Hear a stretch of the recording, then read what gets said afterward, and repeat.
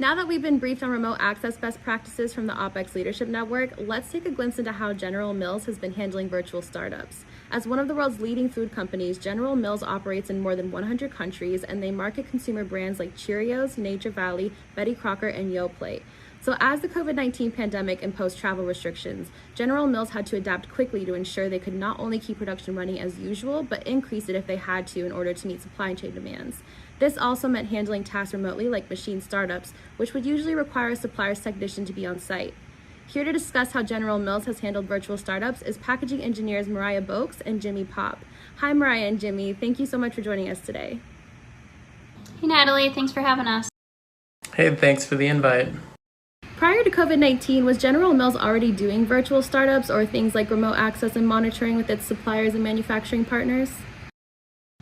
From an R&D perspective, General Mills didn't do a lot of remote startups. It was a priority always to be there at the plant in person.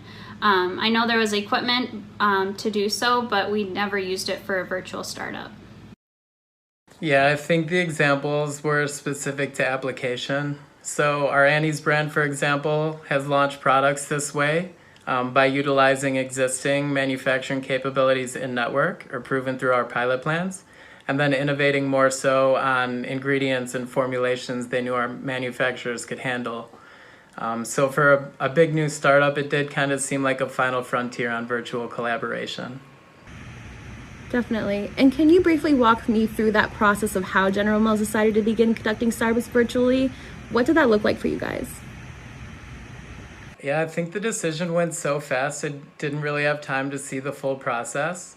Safety is a non-negotiable here, so that meant travel was restricted shortly before my April 1st startup. We basically went from planning 5 resources to support on site to preparing operations to fulfill those R&D responsibilities practically overnight. Our COVID task force, they allowed business travel only for business continuity. And when we asked if we met that definition, it was a resounding no, that we could trust our manufacturer to carry the torch through that startup finish line.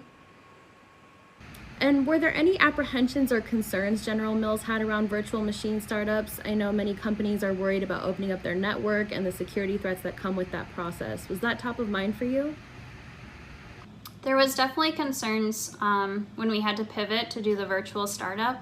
There are a lot of new products launching when we had the stay-at-home order went into place. And being something that we hadn't done before, we wanted to ensure we thought things through for a successful trial. Security threats weren't top of mind for from an R&D perspective, but definitely something GMI had to think through as we used a lot of new platforms to communicate with. And now that General Mills is regularly starting up machines remotely, how has it been going? Are there any valuable insights or lessons you've learned during this process? I think it's been going well. I think all of the engineers that have gone through the virtual startup have learned a lot. The one big takeaway I've learned from a virtual startup is being prepared. Thinking of all potential problems that could go wrong and what ways we could fix it are huge because it's something that you have to pivot really quickly when you're on the call.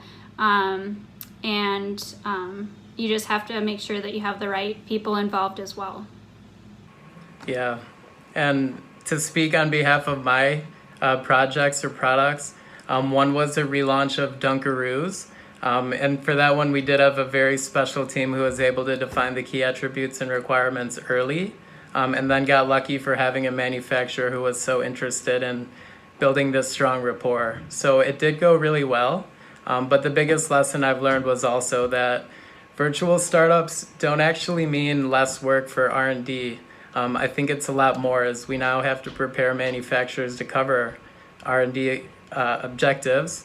And in order to be effective, we need to learn and prove the manufacturer's capability even earlier than normal, knowing once we start up, we're actually starting to sell and no longer experimenting. Definitely. And when travel restrictions are lifted, do you think that virtual startups will still be something that General Mills does on a regular basis? I think it's something we'll think about more than we would in the past, but being on site will still be our priority when we are able to be. Now that we've had a lot more virtual startups and experience, we can be better prepared for in the future when we need to be, and can leverage that. Yeah, I think perfectly spoken. We can now better decide what we can and can't do virtually, and what's a nice to have versus a need to have. But at the end of the day, I think we're sentient creatures, Natalie.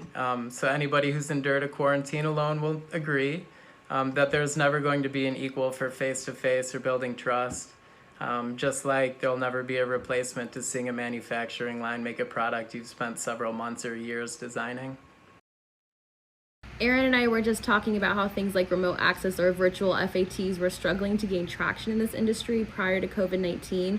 But since conducting business remotely has become so convenient and in many cases essential, are there other remote capabilities that you're looking forward to being able to take advantage of in the future? Yeah, for me, it's data. There's no question that the improved means of collecting, connecting, and making this data accessible will be a key ingredient for successful virtual startups of the future. Mariah and Jimmy, thank you so much for sharing your insight and expertise on virtual startups. As we mentioned above, opening up your network to manufacturing partners has too many benefits to deny, but it is essential that you take the steps to make sure your access is secure.